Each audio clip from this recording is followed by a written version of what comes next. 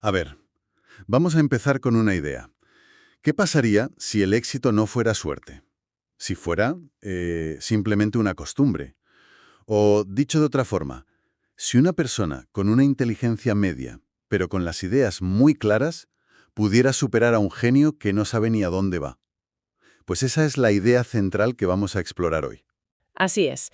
Hoy nos metemos de lleno en Metas, del consultor Brian Tracy.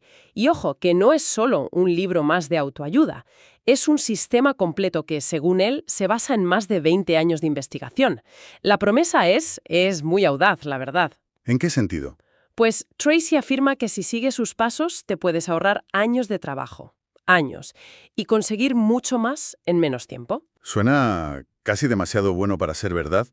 Nuestra misión aquí va a ser precisamente esa, ¿no? Destilar un poco las estrategias que propone y entender por qué insiste tanto en esa frase de que el éxito se funda en las metas y todo lo demás son palabras. Es que, para él, el punto de partida es radicalmente simple.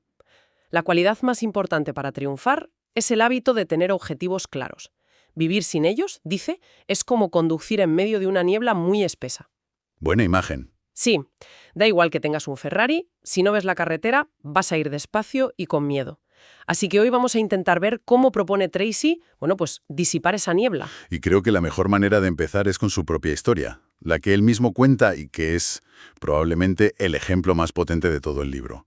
No tuvo unos comienzos fáciles, ¿eh? Dejó el instituto sin graduarse y se puso a encadenar trabajos precarios. Sí, de todo. Fregaba platos, lavaba coches, estuvo en aserraderos, granjas. Incluso se embarcó de marinero en un carguero por el Atlántico Norte. Él mismo describe esa etapa como una vida sin rumbo, a la deriva. Y nunca mejor dicho. Literalmente. Totalmente. Y el punto de inflexión, el momento en que todo cambia, le llega trabajando de vendedor a comisión. Un día, casi sin pensarlo, coge un trozo de papel y anota una meta que en ese momento le parecía, y cito sus palabras, absurdamente atrevida. ¿Qué era? Ganar $1000 al mes. Dobló el papel, lo guardó y, según dice, se olvidó de él. Y aquí es donde la historia se pone interesante, porque no es que de repente se pusiera a trabajar más horas y ya está. Algo cambió a un nivel mucho más profundo. Exacto. 30 días después, su vida se había transformado. Por su cuenta, había desarrollado una técnica de ventas nueva, que le hizo triplicar sus ingresos desde el primer día.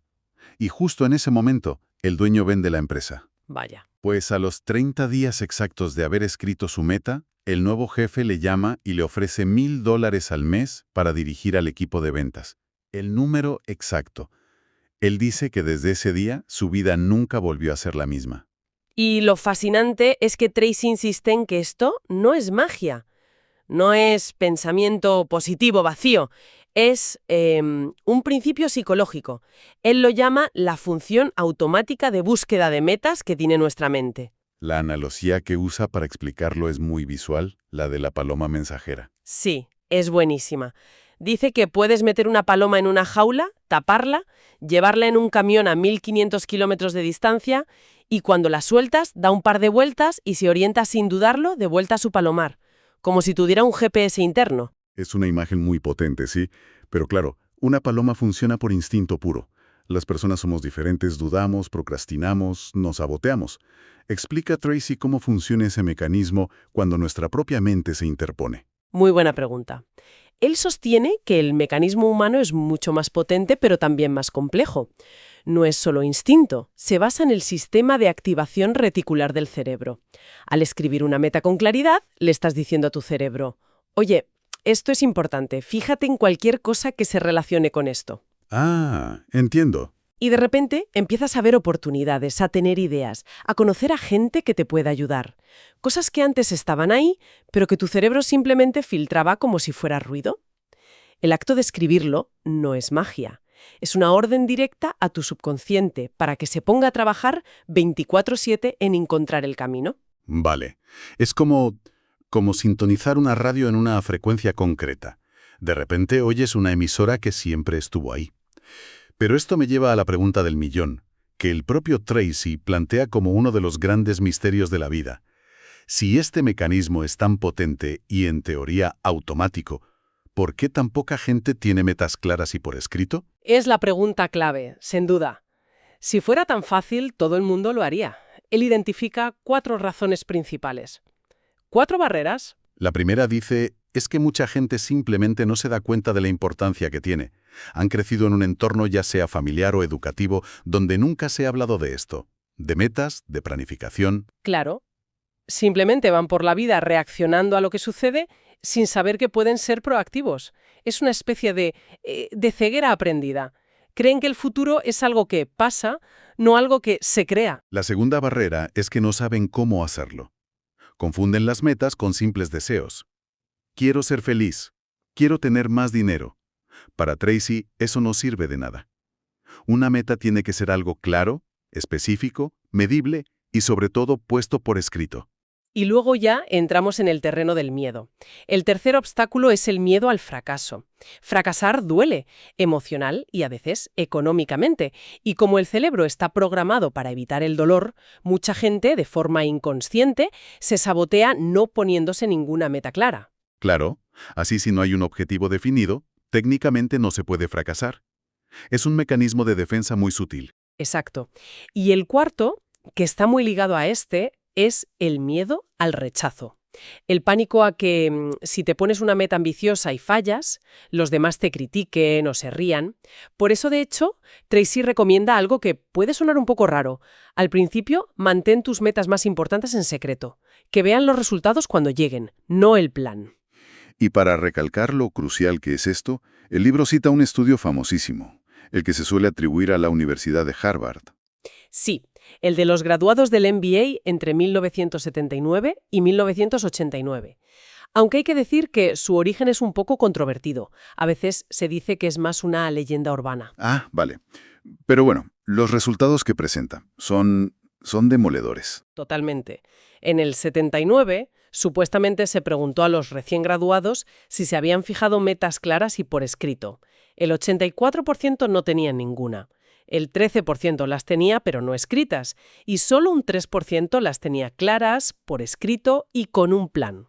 Y 10 años después, la diferencia era abismal. Aquí está lo fuerte. El grupo del 13%, los que tenían metas pero no escritas, ganaban de media el doble que el 84%.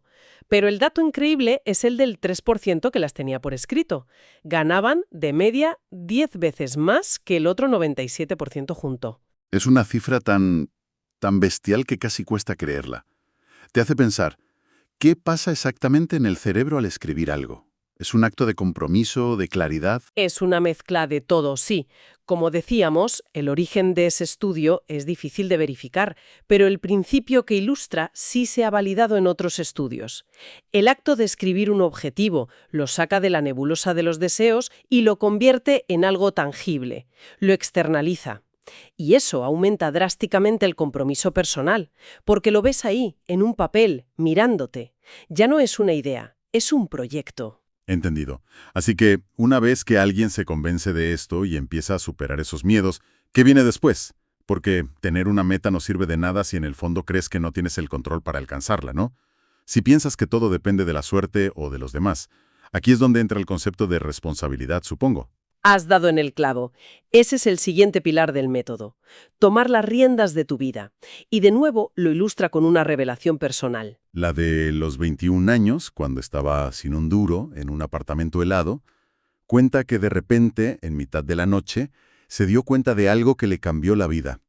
Y es que todo lo que le pasara a partir de ese momento dependía única y exclusivamente de él. Nadie va a venir a rescatarme. Si yo no cambio, nada va a cambiar. El responsable soy yo. Según Tracy, ese es el salto de la infancia a la madurez. Y lo interesante aquí es la psicología que hay detrás. Tracy argumenta que los mayores enemigos del éxito son las emociones negativas. El miedo, la autocompasión, la envidia, la ira. Y sostiene que todas ellas tienen una misma raíz. La tendencia a culpar a los demás, ¿no? Exacto. Culpar a otras personas, a las circunstancias, al pasado. Él lo llama el tronco del árbol de las emociones negativas. Si cortas ese tronco, todos los frutos, la ira, el rencor, se secan y mueren al instante. Y el hacha para cortar ese tronco es la aceptación de la responsabilidad. ¿Y es tan directo el efecto? Según su teoría, sí. Es imposible decir sinceramente, soy responsable y seguir sintiendo ira o culpa al mismo tiempo. Las dos ideas se excluyen mutuamente. El acto de aceptar la responsabilidad como que cortocircuita la emoción negativa y la cancela. Esto conecta directamente con un concepto de la psicología llamado la teoría del lugar de control, o locus de control. Que distingue entre interno y externo. Efectivamente, la gente con un lugar de control interno siente que son los pilotos de su vida. Tienden a ser más positivos, optimistas. En cambio, las personas con un lugar de control externo sienten que son pasajeros, que su vida la controlan factores ajenos, el jefe, la economía, su familia, y como resultado tienden a ser más negativas y a sentirse impotentes. Es algo que se nota mucho en el día a día. La diferencia entre decir el tráfico me ha hecho llegar tarde y no he salido con tiempo suficiente previendo el tráfico. Es un cambio pequeño en las palabras, pero un cambio total en el poder que sientes que tienes. Totalmente. El razonamiento de Tracy es un círculo virtuoso. Cuanta más responsabilidad aceptas, más desarrollas un lugar de control interno. Cuanta más control interno sientes, más poder personal tienes. Y ese sentimiento de poder es la base para la confianza y el éxito. Vale, esto es muy inspirador, pero puede sonar un poco abstracto. Si alguien nos está escuchando ahora, ¿cuál es la primera herramienta práctica? El primer ejercicio que Tracy le diría que hiciera. La herramienta se basa en lo que él llama la orientación al futuro. Dice que los líderes piensan constantemente en el futuro, en a dónde van. Para ello propone un ejercicio mental muy concreto que llama idealización, o pensar en la inmensidad del cielo. Suena un poco a soñar despierto, pero con una estructura, ¿verdad? Exacto, la estructura es la clave. El ejercicio consiste en proyectarse mentalmente 5 años hacia el futuro e imaginar que la vida es absolutamente perfecta en todos los sentidos, como si tuvieras una varita mágica y no hubiera ninguna limitación. Y a partir de ahí, te pide que respondas a preguntas muy específicas para cada área de tu vida, como si tuvieras una pizarra mágica que puedes borrar y reescribir. ¿Y qué tipo de preguntas serían esas? Pues, por ejemplo, para tu vida profesional. Si fuera perfecta en 5 años, ¿cómo sería? ¿Qué estarías haciendo? ¿Dónde? ¿Con quién? Luego para la vida económica. ¿Cuánto ganarías? ¿Qué estilo de vida tendrías? ¿Qué patrimonio querrías tener al jubilarte? Lo mismo para la vida familiar, la salud. La idea es crear una imagen mental increíblemente detallada de ese futuro, ¿no? Precisamente, porque una vez que tienes esa visión cristalina, surge la pregunta más importante de todo el proceso. Mirando desde ese futuro perfecto hacia tu presente, te preguntas, ¿qué tendría que haber pasado entre hoy y entonces para que yo haya creado esta vida ideal? Es un cambio de perspectiva total. En lugar de mirar hacia adelante desde el presente con sus limitaciones, miras hacia atrás desde un futuro ideal. Y ese cambio es lo que estimula la creatividad. Te obliga a pensar en los pasos. Tracy dice que la gente de éxito se pregunta ¿cómo puedo lograrlo? Mientras que el resto se pregunta si es posible o no. La pregunta ¿cómo? Da por sentado que es posible y enfoca toda la mente en buscar soluciones, no en debatir la viabilidad. De acuerdo. Hemos diseñado ese futuro ideal, tenemos la visión, parece que ya está todo, pero Tracy añade un último paso que es crucial. Asegurarse de que ese futuro está alineado con nuestros valores. Si no, corremos el riesgo de lo que decías antes, llegar a la cima de la montaña y darnos cuenta de que hemos subido a la montaña equivocada. ¿Qué imagen más potente? La idea de gastar toda tu energía subiendo una escalera para darte cuenta de que no querías estar en ese tejado. Él dice que la vida se vive de dentro a afuera. Lo que conseguimos en el exterior es un reflejo de lo que sucede dentro. Para explicarlo, usa un modelo que llama los 5 círculos concéntricos de la personalidad. En el centro, en el núcleo de todo, están tus valores, lo que te define. A partir de ahí nace el segundo anillo, tus convicciones. Luego el tercero, las expectativas. El cuarto es tu actitud. Y el más exterior, el quinto, son tus actos. Es decir, que lo que hacemos cada día, nuestras acciones, son la expresión final de nuestros valores más profundos, aunque no seamos conscientes. Exactamente. Y aquí está la clave. La infelicidad, el estrés, la frustración, casi siempre surgen de una incongruencia. Surgen cuando nuestros actos en el exterior contradicen nuestros valores internos. cuando haces un trabajo que va en contra de lo que crees justo, por ejemplo. Es en esa fricción interna donde nace el malestar. En el libro se cita a Stephen Covey para redondear esta idea. Sí, con una frase memorable. Cuando trepe, con gran esfuerzo, por la escalera del éxito, asegúrese de que está apoyada en el edificio adecuado. Es la metáfora perfecta. El edificio son tus valores, la escalera son tus metas. Puedes ser el mejor escalador, pero si la escalera está en el edificio equivocado, cada paso te aleja más de donde quieres estar. Por lo tanto, el punto final del método es que las metas sean congruentes con los valores. No se trata solo de conseguir cosas. Sino de conseguir las cosas correctas para cada persona. Correcto. La verdadera felicidad, según su definición, es la realización progresiva de un ideal o meta valioso. La palabra clave ahí es valiosos. Valiosos para ti, de acuerdo con tus principios. La sensación de avanzar día a día hacia algo que no solo quieres, sino que además está en armonía con quién eres. Pues hemos hecho el recorrido completo. Empezamos con el poder casi mágico de una simple meta escrita. Luego vimos los obstáculos, esos miedos y creencias que nos frenan. Y a partir de ahí, la necesidad de asumir una responsabilidad radical. Y con ese poder en nuestras manos, usamos la herramienta de la idealización para diseñar un futuro sin límites, pensando desde el final, para, finalmente, pasar todo ese plan por el filtro más importante, nuestros valores, para asegurarnos de que la escalera esté en el edificio correcto. Es un sistema muy, muy estructurado. Un mapa de carreteras muy claro, desde luego. Sin duda. Es un mapa lógico para llegar a un destino que hemos definido previamente con mucho cuidado. Pero si hay algo que esta lectura nos invita a reflexionar es una pregunta que queda un poco en el aire. El sistema de Tracy es excelente para la eficiencia, para ir del punto A al punto B. Pero la vida a menudo presenta desvíos, oportunidades que no estaban en el mapa. ¿Te refieres al equilibrio entre el plan y la improvisación? Exacto.